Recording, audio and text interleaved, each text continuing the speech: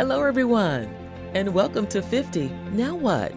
I'm your host, Alicia Sutton, and today's episode is all about pivoting and making changes in your life and career. Now, we've come a long way to make it into this season of our life, and our stories are often guided by intuition and instinct. If you've ever made a major change in your life or looking to make one now, you're not alone. And here to dive into this topic with me is award-winning author Sharon Norris Elliot. Some of her books include A Woman God Can Bless, Didn't See That Coming, When How They're Living Is Not How You Raise Them, and 366 Glimpses of God. In addition to her work as an author, Sharon is a minister, a broadcaster, and a mentor and editor for others working on their own books and manuscripts. She believes God is always guiding you and speaking to you, and knows more than anyone that life is often calling you to make changes, not just for yourself, but for the greater good. At the same time, Sharon's the first to admit that change isn't easy and requires time and commitment. From trusting your gut to taking that leap, we're here to discuss it all. Hello, Sharon. Hey, Alicia. Glad to be here. Thank you. I'm so excited.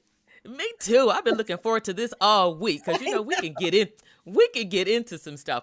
But we're talking today about pivoting. know. Making those changes in your life, right? Yeah. And I know you've been down that road and got a lot more experience than I do with that. And so I'm looking forward to jumping into it with you. But like I was saying in the intro, we come to certain points in our life and you come to those crossroads in life. And you may have several of those crossroads in making those difficult decisions. You get to that point and you want to know, is this time?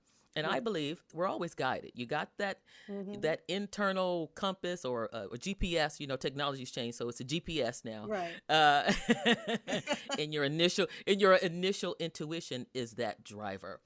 So from your perspective, I think a lot of it has to do with how your intuition speaks to you, Yeah. and knowing that voice, and also.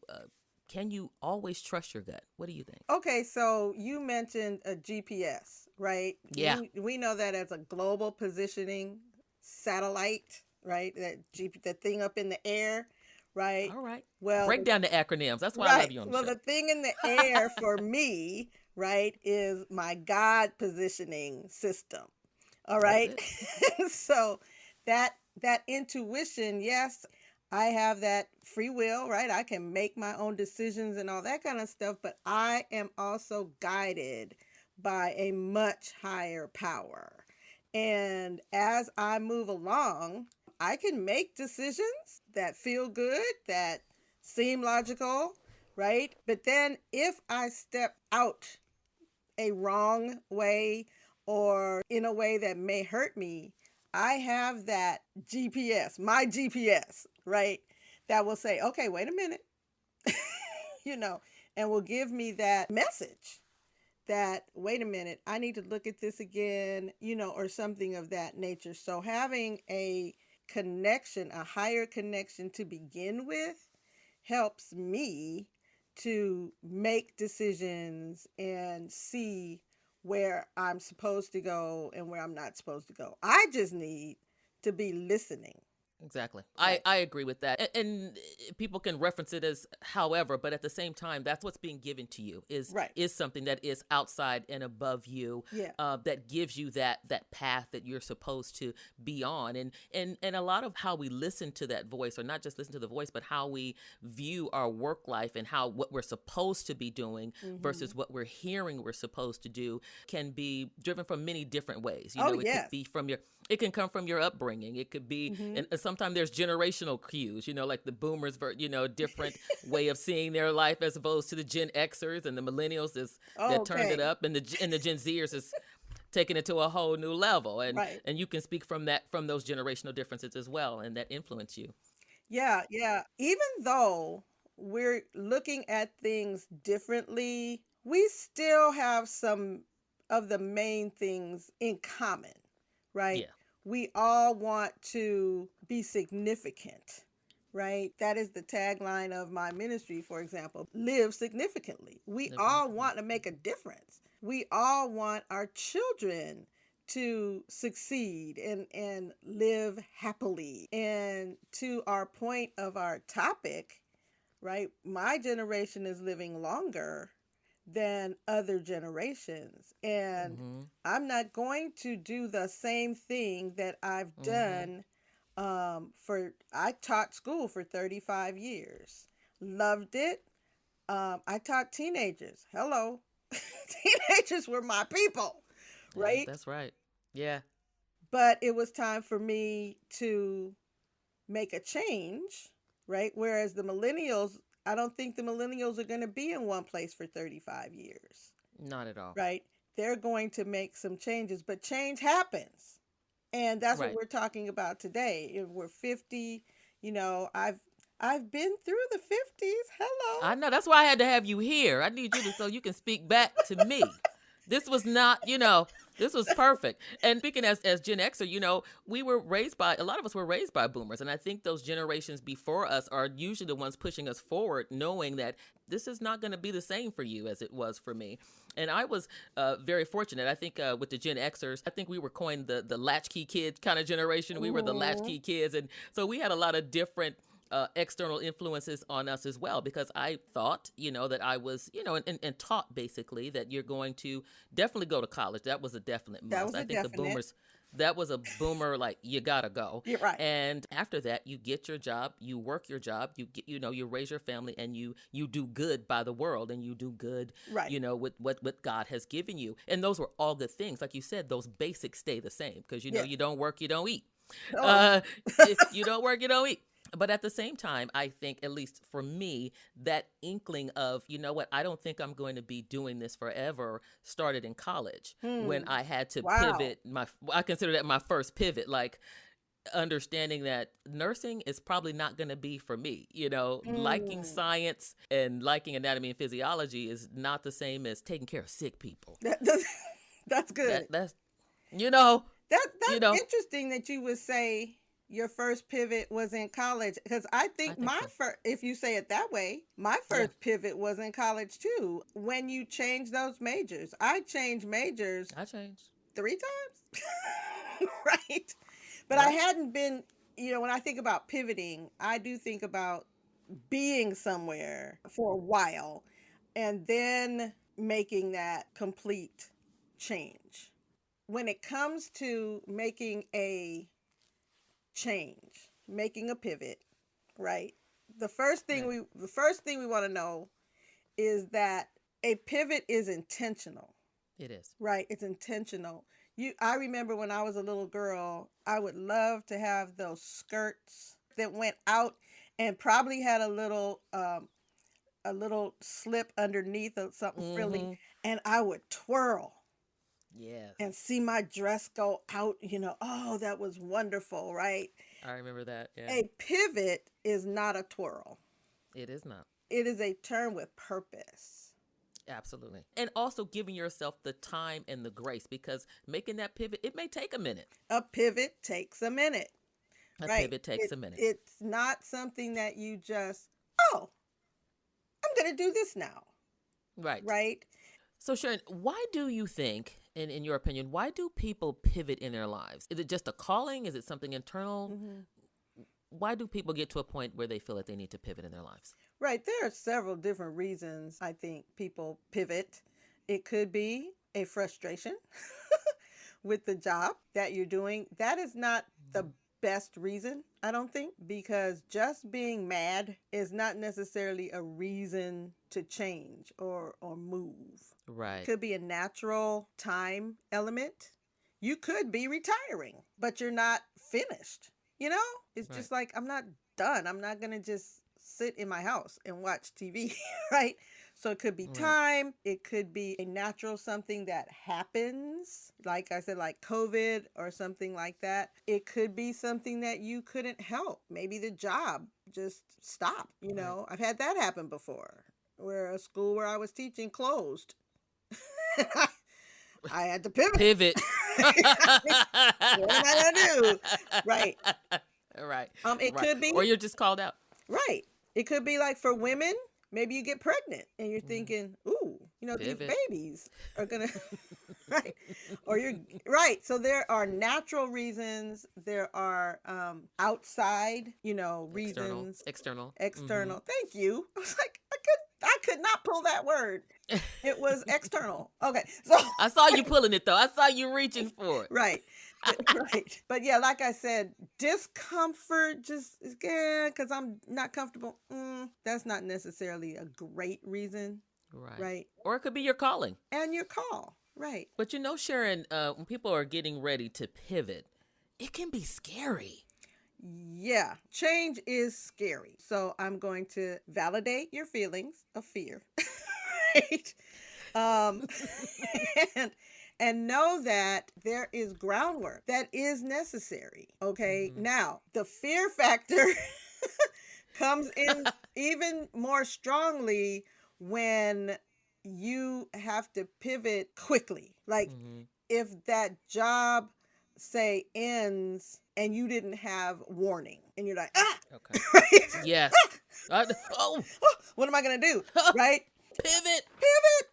But you can still do it, which is even more important for all of us to start thinking about what would I do if? Right? Even before it's necessary to think about what should I do if, right? Start thinking about that. And the nice question is, what would you do for free, even if you weren't getting paid? What would you love to do, right? If you start thinking about that before you need it, right? Yes. You can start laying some groundwork. You can start investing in that vision. You can start putting in some time. So, for example, if you wanted to be a speaker, say, right, on the speaker circuit, there's going to be some groundwork that you have to put in before you are recognized. And that's one of the things. You've got to start getting your name out there, for example. Yes. That takes time. That takes you being able to maybe take a speaking engagement that doesn't pay you anything or that pays you just $25, right? But to get your name out there. This is groundwork type of things. If you're writing a book, you start going to conferences, you start investing right in that, because that pivot is going to be based on the foundation of whatever you have already put into place, right? I love that. Right. Yes. So start now. Start now. I love it. Right. Putting those things into place. And I don't know, it wasn't me. So I wish I had said this, but it wasn't me, but I don't know who said it. And that is to start acting like the person you want to be. Woo, that is so rich. Right. So absolutely. So right, even now, right, I'm working for myself, but I'm an executive. I am the CEO, the founder and CEO of Authorize Me Literary Firm. And so I get up at my house, I shower, I get dressed to come to work. I'm not sloughing around all day in my pajamas. And now I might have on my slippers, but that's okay. That's okay. It's okay. I'm not putting on heels in the house. Okay, so that's just all. But but there's a foundation that needs to be laid, and no one is going to lay the foundation for you but you. That's right. But you. So you want to get started so that when it is time for you to pivot, you have some things in the works. I love that, Sharon. Mm-hmm. That is perfect. Stay ready so you don't have to get ready. There you go. Well, Sharon, I'm sure people listening and in my audience are listening to this, and I'm sure they said, well, I want to pivot, but they don't know what they're supposed to do. How do I know what it is that I'm supposed to do? What am I truly supposed to do? If I want to pivot and I want to start laying groundwork, how do I even know what to lay the groundwork for? Right. One of the best ways to find out what you should do is to go back to thinking about what you loved to do as a child. What was it that just lit your fire? You were so excited about doing it. It kept you out past curfew, doing the lights are on. The lights are on the street light, right? And you're like, because you were so wrapped up in doing what that thing was, right? Yeah. Now, Go back further than when you had a boyfriend or a girlfriend and you were out with them. Okay. Not that. Okay. We're not talking about that. Point taken. Right. We're talking about, what was it? You were so wrapped up in it, right? For me, it was playing school. I loved to play school when I got home from school, right? Yeah. And I was supposed to be in the house either practicing piano or setting the table for dinner, but I'm playing school and I'm keeping everybody else, right, out because they're at the school. And what did I become? A teacher, right? Whatever. And Right. even in my new profession, my pivoted, right, profession, I'm still teaching. That was it. That was what was down inside. So what is it that you loved? You just loved it. And you did it because you loved it. And let that be the initial guidance for what you should be doing, right, with the rest of your life. And I just love that analogy, and I think sometimes we lose sight of that childlike essence that you kind of come in with, and it usually is flagging what those instincts are, what those intuitions are. Yeah. And I love that you mentioned that, because I remember even when I was a kid, I used to just record people talking and interviewing people. Remember the little boom boxes? Yeah. I had a little boom box, and I used to hit the record button. It was play and record at the same time. And I would just sit there and be like, hey, so you guys, we finna talk. We finna play show. We finna sit up here and we gonna talk, and I'm gonna interview y'all. And it would turn into sometimes it would just be me talking I would have bears lined up. We'd have an interview and I'd be doing all the voices. I love that. When we start talking about pivoting, there are some key things that I think you have to kind of keep in mind, and you've touched on them, a lot of them already, in terms of listening, being able to listen to what truly is the intuition that's being given to you, and what truly is what you're supposed to be doing. It's not some quick little, I think I'll do that. It's not. Right. Yeah, it is. It's not. What's the word I'm looking for? It is intentional. It's not something that's instantaneous. Right. And what do you think though about, because you've done this so many times, and you've had this kind of innate in you in terms of your own teaching, which is why I wanted you here to teach us.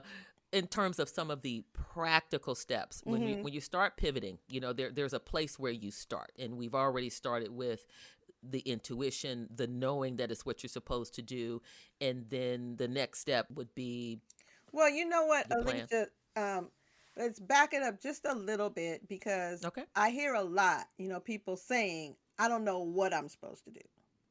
Right. And just taking inventory of what you used to love as a kid. It may not seem like a lot until you voice it to someone else. Right? Got it. Ask your friends, what do you see in me? I remember going to my first writers' conference. And a writers' conference is a place where you go and you actually meet with professionals in the business, right, who are looking for writers. And so I went to my first one, didn't know a thing about the publishing industry, and I'm just wide-eyed, right, going from seminar to seminar, just woo, And I came home from that, and I was so excited. You could see a picture over my shoulder here. That was taken at the very first writers' conference that I ever went to, and I always keep it in front of me, right? That is my history, right? That's legacy right there. That. And I was so excited about discovering that I was a writer. And I came back and I'm telling my friends, and they're looking at me like, we knew that. Oh, wow. Okay, so all along I had been writing things. I had always written poems and little songs and little stories, and all through school, not one educator said that to me. Said anything about writing, right? Because I believe if they had, I probably would have majored in journalism or something like that. But anyway, ask other people if you don't know Ask your close friends, right? What do you see? You might be the one Wow. who is always coming up with the answer when all your friends are together and you guys are just talking, and you never have thought about it, but you're always the one who comes up with the answer. That's true. That's counseling, That is. right? And you never saw it, but Never saw it. you just naturally do it. So that's one of the first steps. Right. And to add to that, ask them and also see what they're always asking you to do. See, that's why I like talking to you, because I'm just realizing, like, yeah, I realized everybody was always asking me to MC something. Okay. Can you go and talk here? Can you speak here? And I'm like, oh, okay, yeah, I'll do it. And at one point, I'm like, why are they always asking me that? That's good. So there's step 2. Yeah, we need to put together this whole thing, right? So oh yeah, this is definitely gonna be think back, right? Well, that's number 3, I guess. Think back to your childhood. Ask other people what they see in you, and then think about what people are always asking you to do. Yeah, that's number 3. That's good. That's good. See and how this is coming together? Look at this. And here's another. Now, on that note, on that point, one of my friends was talking to me one time, and people would just call me and ask about like the industry and some question, and I'd answer them or what have you. And one of my friends said, "Girl, that is called consulting. Boom. You need to monetize that." What? Mm-hmm. I'm like, and you start thinking, wait a minute, people would pay me money? Yeah. For that? Yes, you Absolutely. are an expert in this field. Yes. And that is valuable. And so I would think, along with realizing that you have a talent and people are always asking you about it, yes, you're going to now be able to say, wait a minute, I'm going to monetize that. But before you do that, tell yourself how valuable you are. Yes. Yes. You are valuable. What you know is valuable. Now, I'm not asking you to get the big head. That's not the point. The point is, so many of us devalue who we are. And that's why, we don't want to, push ourselves on people or, have people think, oh, she thinks she's this and wait a minute. Macy's does not have a problem telling you that these shoes are worth $180. Yeah. Now, you could go over to Payless and get some shoes that are $15. Yeah. But Macy's and Nordstrom's and anybody else, right, those big chain department stores, they are not blinking an eye. No. And they don't tell you how they're going to hurt your foot either. They don't even care. No. They just tell you that this shoe is they don't care about your feet. Valued at X amount. So you are worth what God made you to be. Right. Knowing your worth. Right. Knowing your worth. Know it, believe it, and be okay. Girl, I was more shocked than anybody else when I said, okay, we can talk about that. We can have a consulting hour, for, my fee. And they said, oh, okay. Do I send it to Cash App? And I was like, yeah. You take Venmo, glad I was on the phone. PayPal, what you want. I was glad I was on the phone. Whoa, okay. That's true. It's absolutely true. When they see the value in what they can see the value in you that, like you said, a lot of times you're not actually seeing in yourself. Yes. And that brings me to a lot of times, because sometimes you think that, what you're doing is, it's not, it doesn't have to be your hobby. And I think sometimes people are thinking that doing what comes into your natural acclimate, if it's not, something that's in a very traditional, conventional type of job or conventional type of way, that it is somehow not worth as much. But people are looking for these creatives and people who know how to use right and left side brain and make something happen and put it in such a way that it's a skill set that no one else can really have or bring to the table quite the way you do. Yes. Yes, someone can teach, but they're not going to teach quite the way Sharon's going to teach or be able to bring it to you in quite the same way. And I always think that all the experience that you've had along the way, whether you think is good or bad, it is of value to where you are instinctually trying to pivot to or trying to move to. Yes. That's just what I think. Yeah, and we tend to be a youth culture, Yes. and I think that something that I love about our millennials, Gen Zers, I think I'm gonna put it out there. Something that I love about them is I believe that they do value the knowledge of their elders. Absolutely. Now, it seems like, oh, they're just out there. I'm just going to do things my way. But actually, I agree with you, Sharon. I really, and I come from a space where I think, and you may have had the same experiences, that the older generations before us or before me, a lot of times were a lot of generational bashing on where we were trying to go. And a lot of it was just taking what they had been taught and the value of what you were teaching and expanding upon it. Because I think that's kind of necessary for the next generation to grow and for us all to evolve. I see a lot of millennials and Gen Zers, they have access to a lot of information. And sometimes it's information overload. And drawing back to just where that root center is, you come back and you go, Mom was right. And you do. It comes back to that. Sometimes you kind of go, especially if you've been blessed with a really strong household like that, or just good teachers and good mentors in and around you. That have taught you, how to love yourself and love people and making that true connection to the root of who you are, it really does kind of make its way back. Right. It really does make its way back to those teachers and those pivotal people in your life. Oh, absolutely. And when we're taping this, it's during Black History Month. And obviously a month is not long enough for our history, but that's okay. We're focusing on Black history, and it is true that if we do not learn from history, we are doomed to repeat it. And so knowing our history, knowing the wisdom that we have learned from our history includes listening to those of us who are still here. Yes, because you can't make up what you've learned. You know what I mean? The years are yours. The time that you spent in good and bad, whatever has happened in your life, is all of value to the path that you're on. Yeah. And I think that it comes to also when we're talking about making a plan, so to speak, because it's going to take a minute. Like we said, a pivot takes a minute.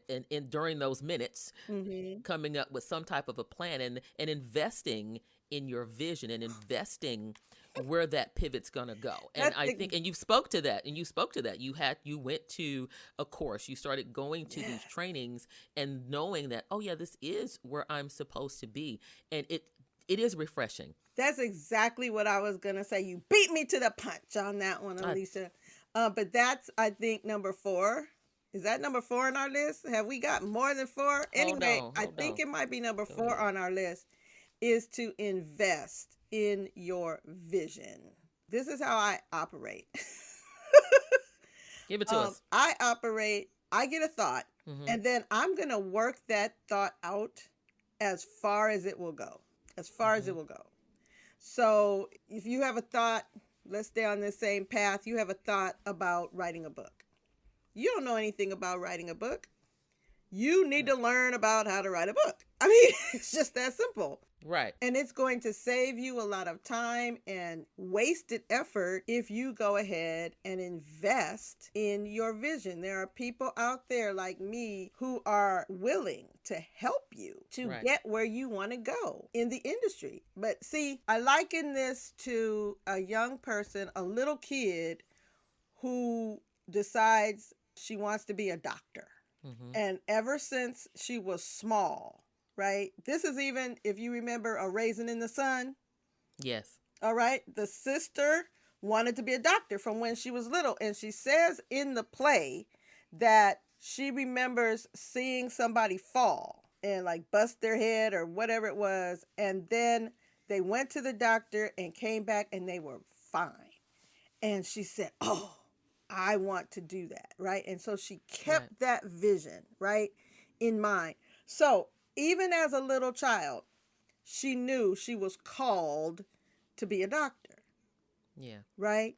Well, when she grows up, she is not just going to walk in to surgery and say, I was called to be a doctor from the time I was 7 years old. No, even though you're called to be a doctor or a writer or whatever it is, you have to go to school. You need to invest in your vision, because think about the end.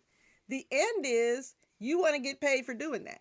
Yes, you want to help people, but you want to get paid for doing that. And so what will people be doing? They will be investing in you. So why should anyone invest in you and you will not even invest in yourself? All right. Very important to invest, and wisely, but to invest in your vision. I have spent money going to writers' conferences, but see now, you get smart. I got smart. I was taking the next step. And sometimes I didn't even know I was taking a step, Alicia. Right. When I was going to that first writers' conference, did you see that picture up there? I had put my little manuscript together to present to somebody. I thought I was following all the rules. I went way overboard. But I was at Kinko's getting copies. And there was a gentleman at Kinko's who was making a big poster size cover of a magazine. And it was a magazine for African American Christian teenagers. And I went, oh, that is so you know how shy and retiring I am, right? Oh, yeah. It was such a big struggle to approach this. Such a struggle. I just went over to the guy and I was like, says the woman who just walked up to me and started talking. Exactly. At a conference. Right. And I said, that is so interesting. What is that? And so he starts to explain it to me. And of course, I taught African American Christian teenagers. And I said, oh, this would be great for my students. So we exchanged cards or what have you. Lo and behold, he was at the conference that I was at. So I see him and we see each other. Hey, he doesn't know much about the industry. I don't know. So he says to me, would you help me with this magazine? You said you were an English teacher and maybe you can, you can like look at the articles and see if they're all right, And I said, okay, that I can do that. I grade papers all day long, right? I can look at articles. I didn't even know that I had just become a magazine editor. You just started editing. And because of that magazine, the conferences that I went to had faculty members who represented publishing houses and magazines. See? So that put me in a position now to be on faculty. Wonderful. And I began to get invitations to be on the faculties at these conferences. Now, I didn't have to pay to go to the conferences, but I was still learning a lot about the industry. So when I wasn't teaching a workshop, where was I? I was in a conference. Well, we can call that investing in your vision. Yes. What do you think about, while you're investing in your vision, going through that process is putting you in position to be able to take the next step? Exactly. Recognize the positions that open up. Yes. Or like I like to say, I'm just silly enough to go through the doors God opens. That's exactly what it is. That's exactly what it is. And people talk about that a lot, but when you really start planning, when you start that slow turn, when you're making that pivot and you're about to start taking that next direction in your guidance system that you're taking, that you've been given, all of a sudden everything around you starts to light up. That path starts to light up, and the people around you start to surround you to continue to guide you in that direction where you're supposed to go. And I don't think it's just by chance that this gentleman was at the same place you were. making a sign for a magazine that you would then be editing. There had to be something there. And I so strongly believe that when you start putting that out there, when you start reaching out to the God force that is out there for you to guide you, it will put the things in place for you to move on to those next steps. And speaking of next step, moving on and moving forward, let me just ask you, did you completely close the doors for your did you kind of go, okay, that chapter's over, that's it? Or were there still some bridges that you had to cross over before you said, okay, I'm sitting now here in, living significantly and on your website? No, I mean, at that time, we're talking about, the early days of managing that magazine, right? I'm still writing and I'm still trying to get contracts for my own books, and I'm still teaching, right? I just stopped teaching 2.5 years ago, right? I was teaching full time through this whole thing. One of the things about moving from one place to the next, because eventually, like you said, you never really, you were doing this as part of your transition. You were working at the same time. I think by today's standards, that's called a side hustle. At some point, you finally crossed the bridge and you said, okay, I'm ready to move forward. And I think sometimes there's a little bit of fear that comes with, and a little bit of anxiety that comes with that, because now you're having to cross over the bridge or cutting the string, so to speak. Was there any? Did you kind of go, okay, that's it, I'm good? Or was there a little bit of like, okay, this is happening now, how do I? COVID was the main reason for moving from the full-time teaching to the full-time, business. And there was some thought, that had to go into it. But again, the foundation had been set. There were things I had been doing. I had been, like I said, teaching at writers' conferences. I took all those things that I had been teaching over the years, that I had learned over the years, and developed a 12 masterclass series.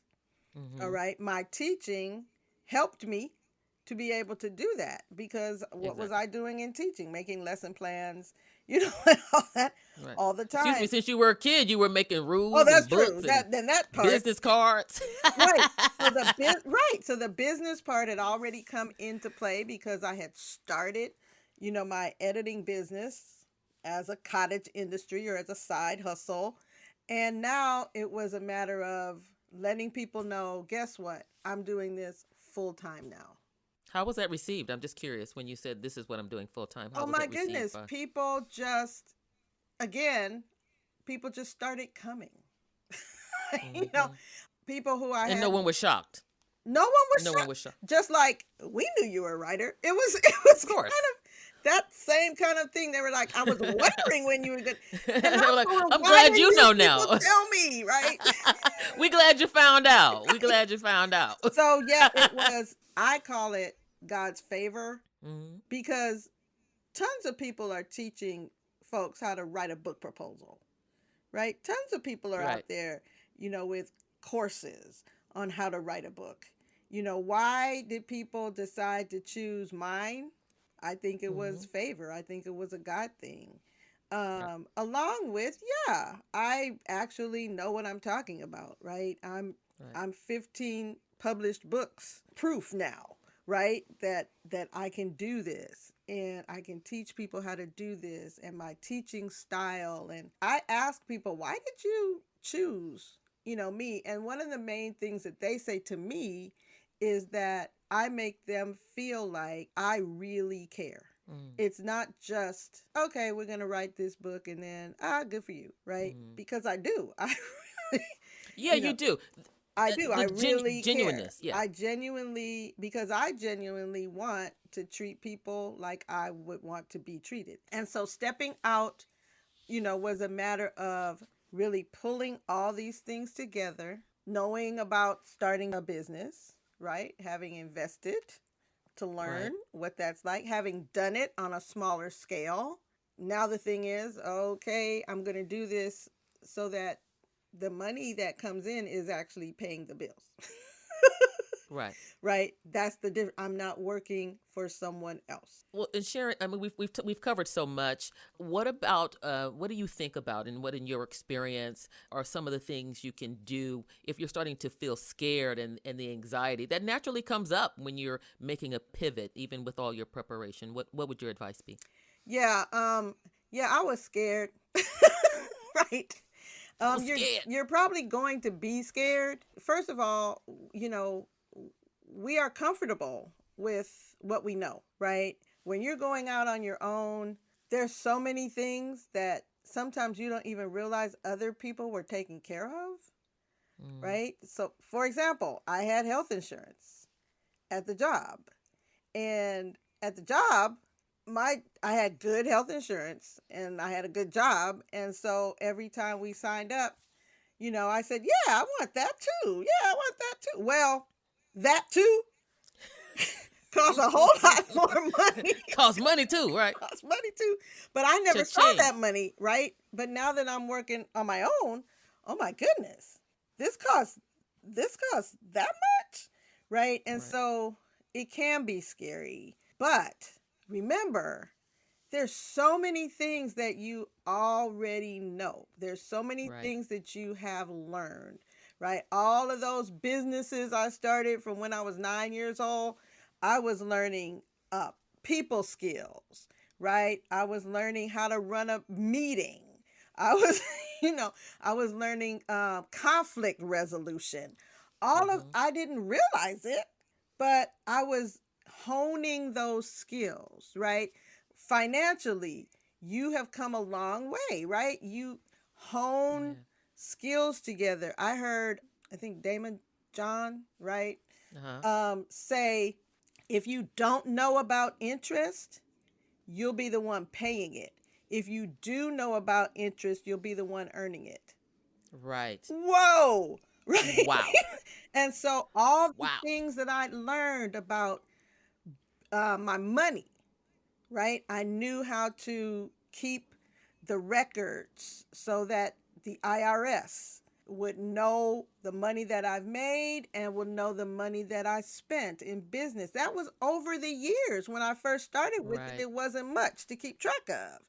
You're going to be a little apprehensive. My husband and I had to sit down, and it wasn't for us, and maybe for you, it's not going to be a matter of should I.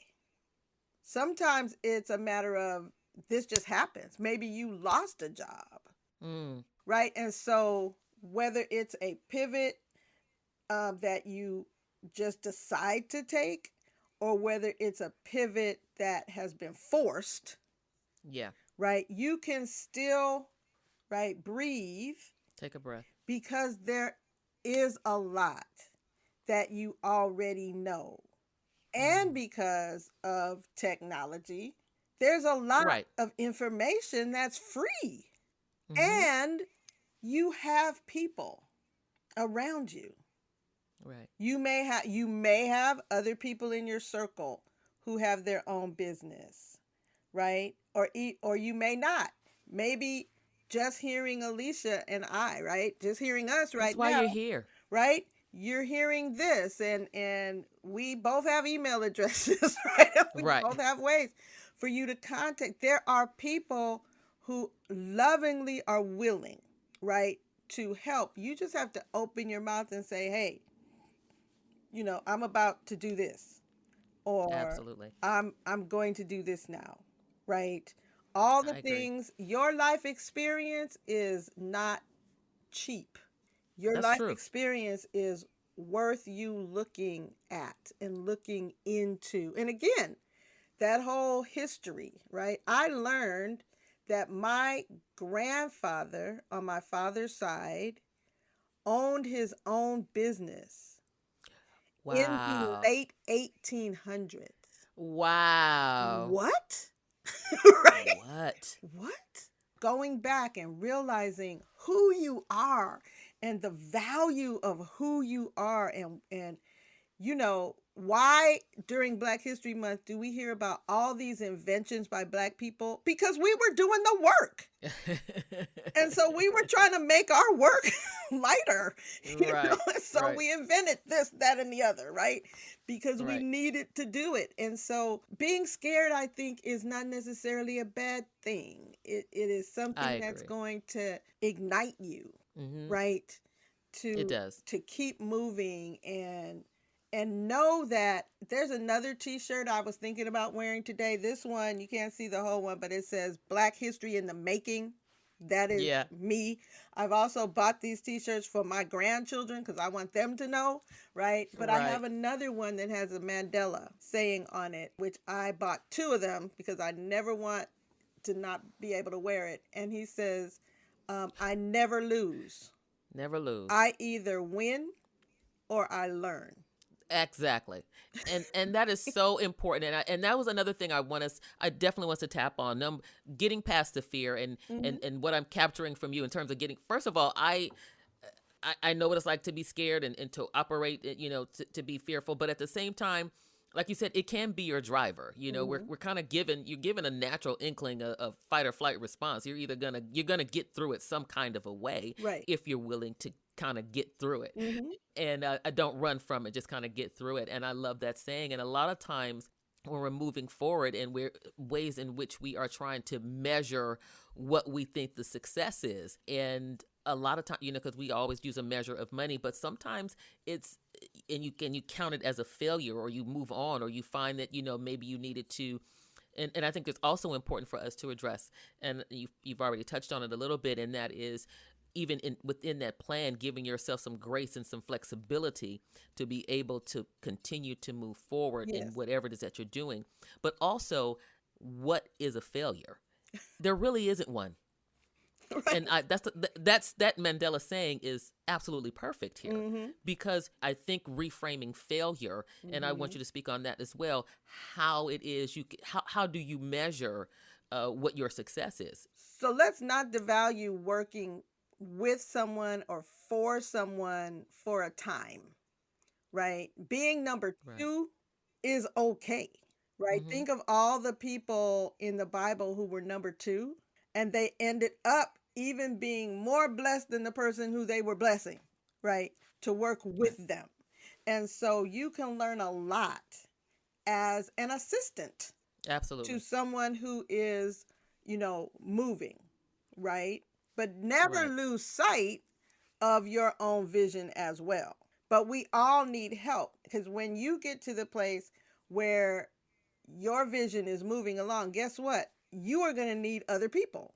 None Absolutely. of us work as an island. None of us are, isolated. Every billionaire that is a billionaire because we have bought something that they made, or we, Right. there are other people are Right. involved. I think that's such a great point, Yeah. and that there is nothing wrong with having to work, and you, because you did this for years, working for someone and doing something else, and a pivot isn't always necessarily something you need to change into to go off onto something by yourself. You Right. could be going into something that is more service driven, or given what your purpose is, and we've talked about this so many times. It's about a lot of the value in seeing your purpose through, Yes. and being and feeling that sense of, because I feel like, and like what we're doing right here today, that genuine sense of someone's going to hear this, someone's going to take from this what they need to move to be blessed in their life, or to even bless someone else. Yes. And I know you come from that. I know you draw from that well of purpose and giving and being of service, and it's so important. And it's funny because when I go to your website, lifematters.net, lifethatmatters.net, and I look at it and I'm like, well, this is the Pivot University right here. You can just come on here, and everything, even if you don't get it from this talk, you can kind of see your transitions there and see where you went. And by the way, I am waiting for a t-shirt and bumper sticker Okay. for the Pivot University. We're Pivot gonna call U, it yeah. Pivot U. We agree to that, right? We agree to that. Yours free of charge.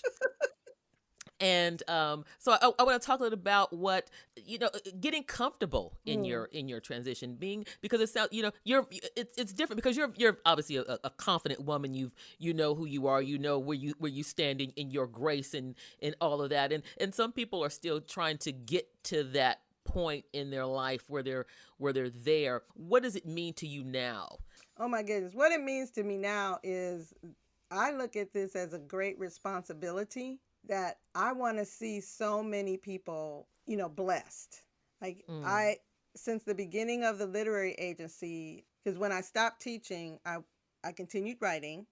I continued teaching other people to write, but I also added being a literary agent. And so the neat thing is, yeah, I can teach you how to write the book, but I can also help you to get a contract. So you are holding a book in your hand, right?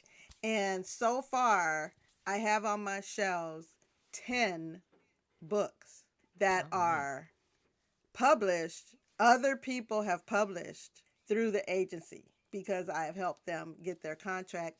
And there are 30, counting those 10, there are 20 more that are coming.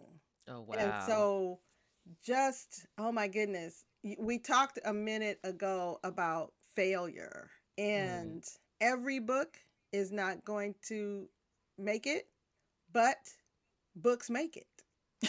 Okay. Okay? So you don't Okay. stop there. I don't I don't see failure. I don't see it, right? Mm-hmm. I love that. So what I it love means that. for me is that I get to help. I get Mm-hmm. to do this, right? And I get to see you have your dream um, come to pass, right? Now, I'm still Oh, writing yeah. books myself. That's true, right? Right. So, Right. but I Good get to books, actually. see you do it, right? Right. And so, success for me is, I guess, that legacy, right? How passing it along, Legacy. right? Yes. My youngest son um has his own business. What? Where did he get that idea? I don't know. I don't I don't know. know. And we're talking I'll about figure. him writing a book, right? My oldest son has his own business. Where did he come up with the idea? But he is doing Matthew something Jones. that he's been doing since he was a little kid, Yes. right? And so all of these, I see all of these things, you know, happening, and I'm just so excited for Yes. other people. I'm excited for the lives that God is allowing me to touch, Oh, there you go. right? In other people, Exactly. right? So Exactly. it's not just me. Yeah, I'm excited when, my new books come out, and I'm excited. Yes. I want a whole bunch of people to buy it. I want them to be a, success, right? A Right. bestseller. But because of what's in them and what's in the books are things that are going to help, right? Exactly. So it all gets back to that bottom line, right? Yes. So for me, if you are helped, if you are moved forward, by anything that I have said, that I have done, then that's success for me. Well, I absolutely love that. And I think that is the best place to come from when you are trying to pivot. And I we can almost leave on that because I Hmm. just think it's such a blessing it's a blessing to be able to bless someone else. Yes. And I'm going to quote something that you told me. Uh-oh. You did. What did You I did. what did And I say? it will God will bless with abundantly Uh-huh. beyond what you can even ask for or imagine. That's right. Am I close? I'm That's paraphrasing. Yeah, that is straight scripture, right? God tells That's what us. you told me. God, I'm gonna yeah. let you reiterate it because I think you say it better than me. But you got You it. do. I would I got take it. that as correct on your quiz. Thank you. Okay. Thank you. But yes, Thank you, Miss Norris Elliot. right, he tells us that, well, see, first you got to realize who God is. God is Hmm. big, Yes. right? Super big. And if you look at everything he created, every single thing was good. That's good. Okay, so you cannot receive from him and it not be good. That's right. Right? And the scriptures tell us that he will do exceedingly, listen to these adverbs, Yes. exceedingly, Yes. abundantly, above all that you can ask or imagine. Wait, what? Boom. So how big is your imagination? Mm-hmm. God is like challenging you to imagine huge, because he said, is that the best you could do? That's all you got? That's all you got? What's this? How about this? How about this? Now what? Now What? right? So I was imagining, I'm going to help like a couple of my friends, talk to a couple of publishers I know, get their books published. What? We're talking 30 already. And it's not even, it's barely 2.5 years. Right? Yeah. And so now I have written out a vision, that has the business as a 7-story building. I need a 7-story building in downtown LA, Keep going. with Keep this going. in there and these offices and stuff like Keep that. going. Because my God said exceedingly, abundantly, above all you can imagine. Right? Boom. And that's that. And when you say 50, now what? Now what? Okay, so let's talk past mid-60s. Now what? Now what? Now what? 70. Now what? We used to sing a gospel song at our church called Ain't Got Time to Die. I'm going to keep on serving my Jesus because I ain't got time to die. I ain't got time to be dead. There's too much for nobody. There's too much I got to do. I got too much to do. Right. I do. And my list keeps growing. Exactly. And your list keeps growing. Keep growing. And we all just going to keep growing. That's it. Sharon, this has been such a rich conversation and so much value in everything that you've said today. I still have my notes that I know I'll walk away with as well and go back and probably take more. But what in your advice, what would be some final thoughts for people who want to pivot or are mid-pivot? What would you want to say to them? Well, I would want to say, first, listen to this whole thing. What I would say is, do it, right? Do it scared, right? Make sure you get on out there, and God is with you, all right? Remember the adverbs that his word says. He will bless you abundantly, right? He will do exceedingly, abundantly, above all. That's 4, right? That you can ask or imagine, right? And so I know you know how to dream big, right? So dream big and put those big dreams before God. There you go, right? And then, that's 1, treat people right. Amen. You never know who is going to be in your corner, right? To bless you. There's a new song out. I don't know exactly who it's by, but they're talking about whenever you bless me, God, I'm going to bless somebody else. So it's like you're always going to keep your hands open so that whatever comes into your hand, yes, you're going to be able to use it, but guess what? You're going to be ready to give it back. There is nothing that I have learned about the writing industry that I have not given back. That was like the whole reason of my making authorized me to begin with. I was learning so much at writers' conferences, I wanted to give it to other people, right? And so that has grown. So whatever it is that you are pivoting into, go ahead and boldly pivot into it, knowing that God's got your back and God is not going to be outdone.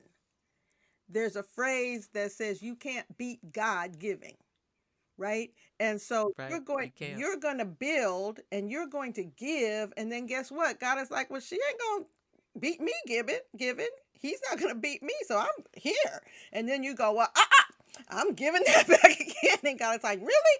Okay, here comes, and it's such a relationship, right? That God is showing himself to other people through you. Look at that, right? Look at that. And you are never going to be a support just by yourself, right? You're right.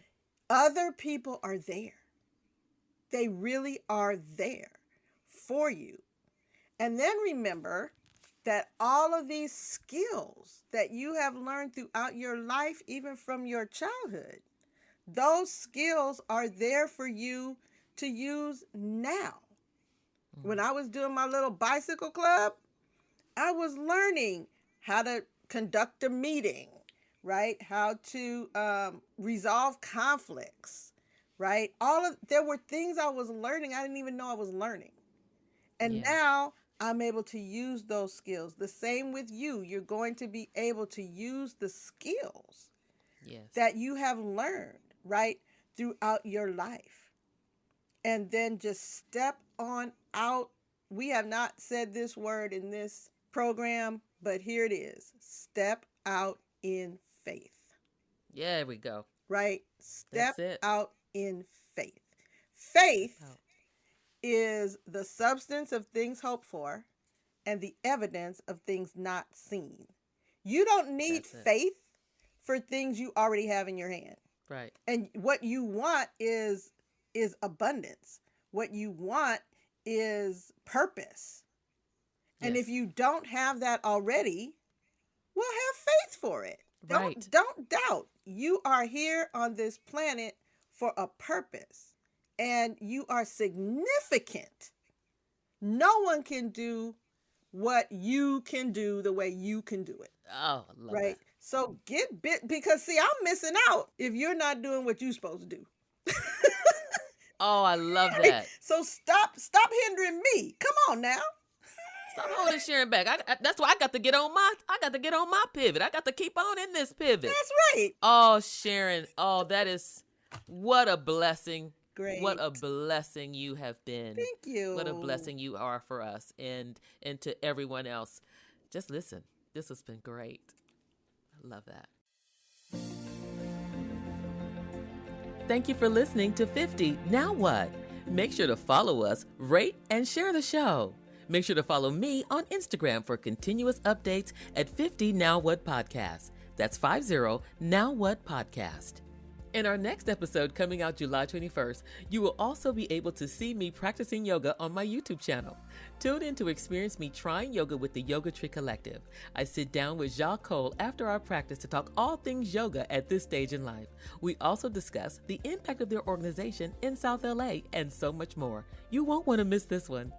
This podcast was produced by Rainbow Creative with producer Matthew Jones and producer and editor Sean Leviashvili. I love working with this team. To learn more about making a podcast for you or your business, visit them at rainbowcreative.co.